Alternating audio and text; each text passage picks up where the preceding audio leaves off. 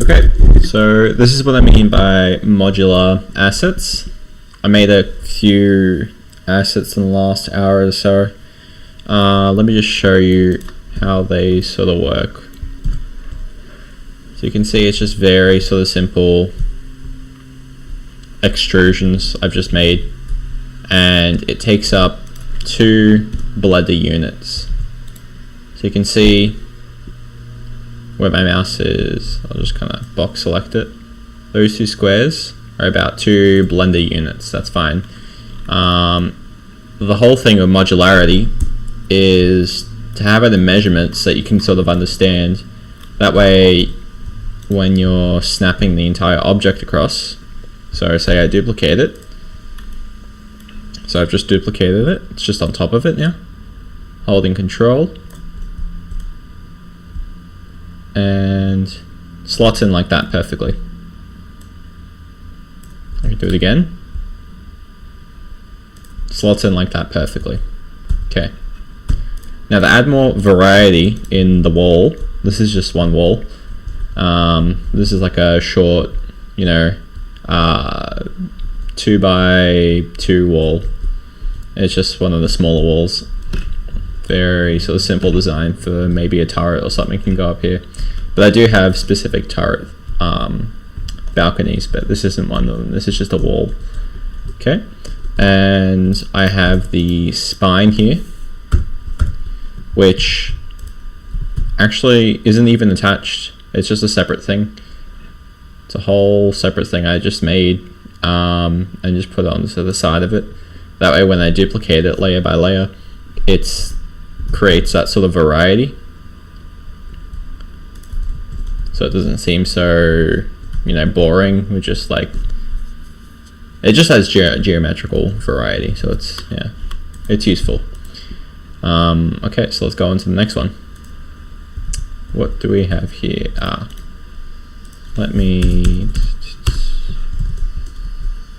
This is the turret balcony. So same deal, I still have the spine on the left hand side, so I can stack that.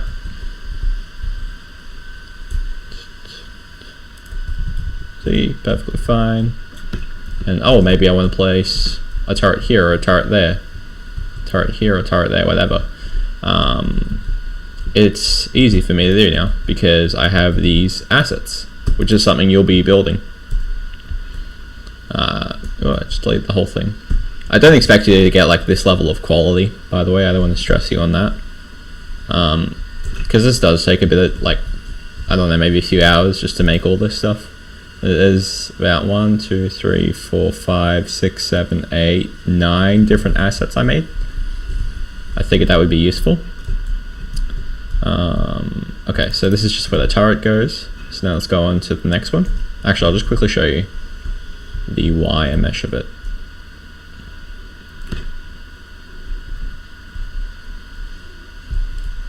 And because the game's going to be an isometric perspective like this sort of thing, we don't really need the back. It's perfectly fine. So just ignore that back. Okay, and now let's go on to the next one. This is a long wall.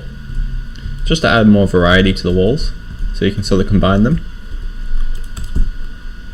Make different combinations of walls, which should be pretty cool, turrets. And again, it's tileable, so I can just do that. It's perfectly fine.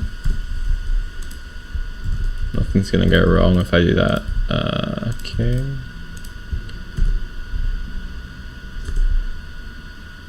Yeah, just using snapping tools just makes it so much easier and so much quicker. You can just build out levels and stuff, whatever. So handy. Alright, what's in here? Yeah. Okay, so there are 2 bits to this asset. This is the bridge. So I'll show you the wireframe of that. So I've just got a small bit of detail there. I've got a beveled corner. Again, you see that same spine. I use it for all the assets pretty much. I gotta fix up these normals. They're just a bit off. Normals are facing the wrong way, so I'll just quickly W, flip normals. There we go. Save that. Okay, so those are the normals flipped, and yeah, and because this like joins up with the rest of the bridge, so you can actually, if you wanted to make a short bridge, you could technically do this. Let's see, 3, yeah.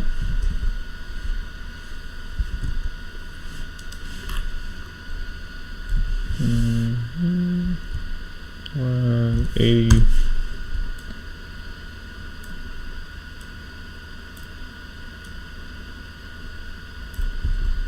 Okay, you've made a bridge. But they also have an extender part that slots in between, which I'll show you in a second. So it takes up about 2 tiles and the slots just in between perfectly. You can see another normal that's stuffed, but that's okay. Flip normals, and the origin's a bit whack, so I should probably fix that. Or the pivot point. Oh, I know why the pivot point's stuffed, because I have it set on the wrong pivot point setting. That's alright. Active element, sure. Okay. No. I just brought them all in at once. One sec. There we go. So I'll move this into the other scene. So, back to the bridge. Oh, fits perfectly. Yeah. So I added these little statue lights, so they're gonna kind of like have an emissive material on top, and I'll do that, so you don't have to worry about textures.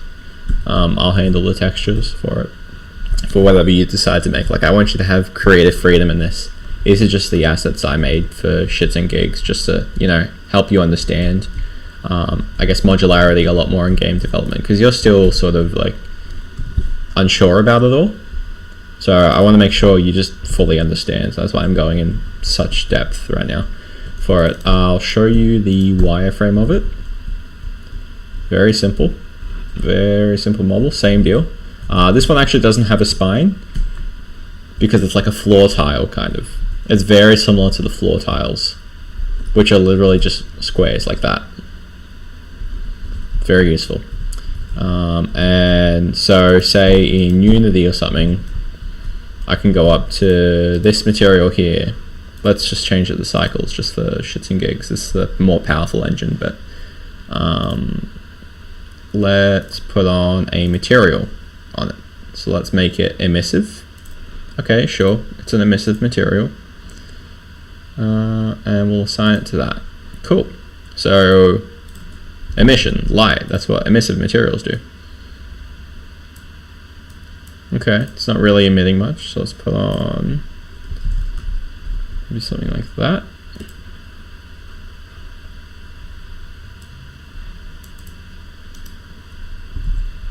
Yeah, you can see it like glows.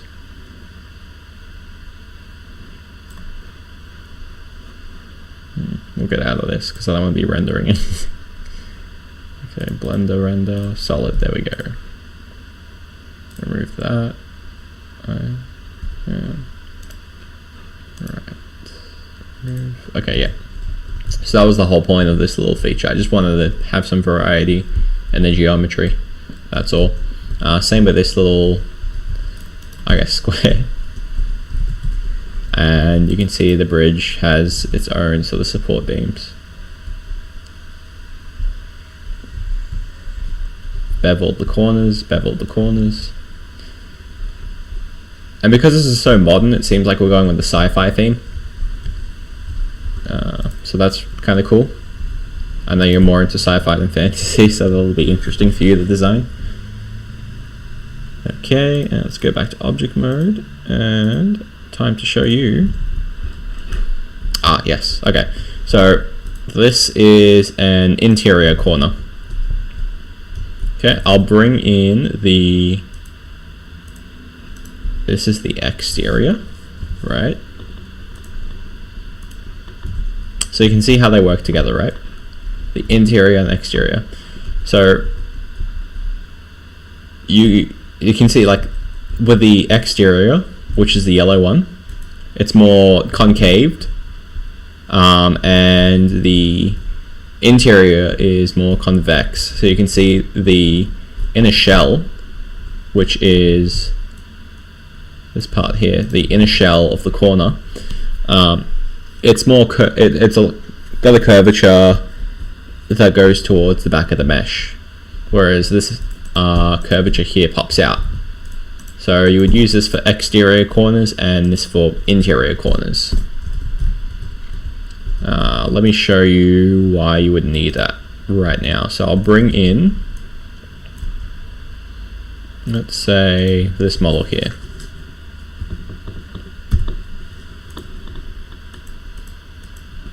Okay, cool. So I'll start making some some stuff. Just a quick level I'll make real short. There we go, and duplicate it. Cool. So I've made 1, 2, and okay, suddenly I'm designing my game and I want to make a turn. Okay, so which direction do I want to go in? Well, see, I can actually do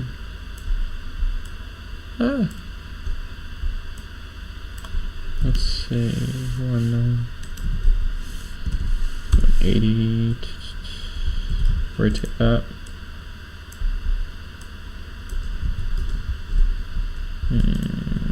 Just trying to figure out how to rotate it in the right position. I know the asset works, I know it's necessary as well. Okay.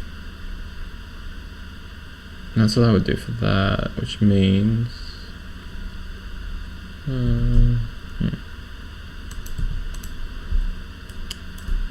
I think I can only use the interior ones whenever I want to use these. Yeah, there we go. Because then they continue flowing. Okay, yeah. So then I can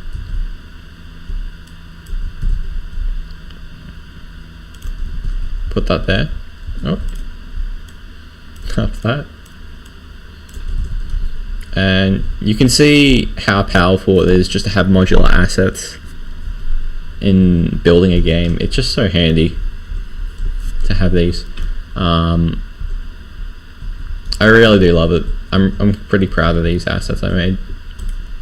So let's go on to the floor assets. Yeah. So this is just planes, literally just a square plane. Not really a whole lot of geometry to it because there'll be textures. That's it. I'm probably going to have some metal texture or something slabbed on. I might hand paint something because I can somehow do that and it still looks sort of cool.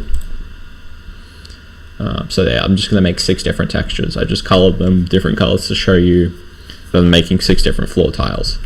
But you can even see, if we bring that into this scene, oh look.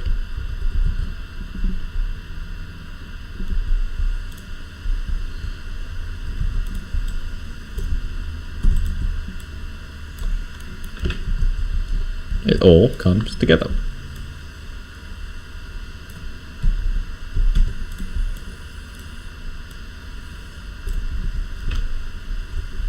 Nope. It all just works.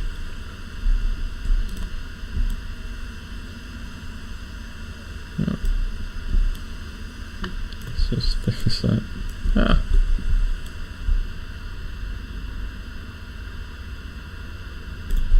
I've offset that, haven't I? Nope, still good. Okay.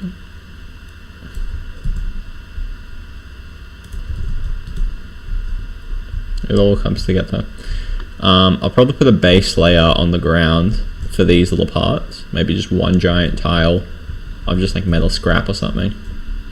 That way you don't get any bits of the floor being exposed. So that's not too hard to do. It's literally just a giant plane underneath, whatever. That's fine. Okay. And oh yes, my favorite one, the ramp. So let's bring that into our scene. Actually, I'll just inspect it first and show you. Again, very simple model. Nothing too complex. You just have to be smart about how you're designing it and how your corners sort of come together. Like, I've got a pull here. So I've got these 5, I guess, edges coming in. Or actually 6. Yeah, there are 6. 1, 2, 3, yeah, 6 edges all coming into the center point here, and it's all pulling it together. And now say I don't like the appearance of this railing on top. Okay, no worries. So let's just scale that in and local. No worries. Easy peasy. Maybe I want to change it to be a bit more bendy or something. You know, it's very easy to just manipulate and change your models because it's so low poly for one, and once we put textures on it, it's hardly even noticeable that it's low poly. And B, it's just so much easier to just design it in such a smart way that works for you, where it's like Lego, you know, it's just Lego. Lego is easy. Everyone likes Lego. Okay, and let's bring that in, and I'll show you how that works with the rest of it. Okay, we got quite a hectic scene going on. Sure, let's get that going. So I have my ramp. This is the ramp asset. Let's put in bridge, sure.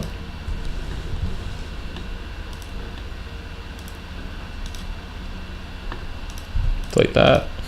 Don't need that. Okay, so let's rotate that 180. I don't know why I rotated that 180. I went to rotate it 90. There we go. And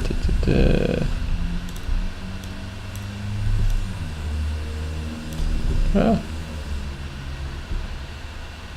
Oh, that's right, because that only goes to the bridge. Okay, so let's do the bridge first. It's a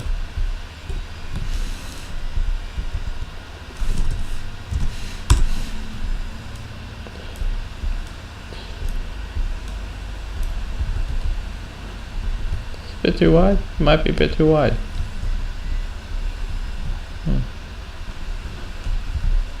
That's alright, I can always fix that. Let's pull. Let's actually just get rid of that entirely. Yeah, that might be just a bit too wide, so I can fix that. That's fine. I'll do that later. But yeah, we're not going to be using these assets. We're going to be using the assets you make. So something very simple you could make. For instance, let's say we have a plane and we inset it a bit. Cool, easy, no worries. So, what's so good about this? Well, we can further subdivide that. Pick out random squares on there. Okay, and then we pull it up.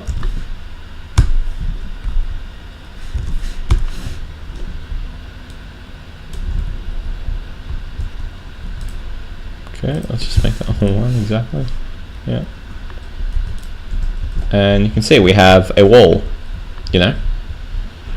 That's the sort of thing I'm expecting you to sort of do, but you know, I don't want you to go like all out and just like, you know, make these towers or something like that. I mean, these sort of things are necessary, but I'll send you a message again just to clarify what I need you to make. But yeah, these are the assets I've just crafted then. I hope this sort of helps you with it. So it gives you more of an understanding of how a tower defense game sort of functions with the modularity. And because it is modular, we're able to just quickly build levels. So if we wanted, we could build like 10, 15 levels easy. And, you know, after a certain point, obviously the gameplay loses its sort of interest factor, or why would someone want to play after 10, 15 levels? But this is just a fun little project for us to do. And yeah, I hope you'll be able to do this with me just fine. Thanks.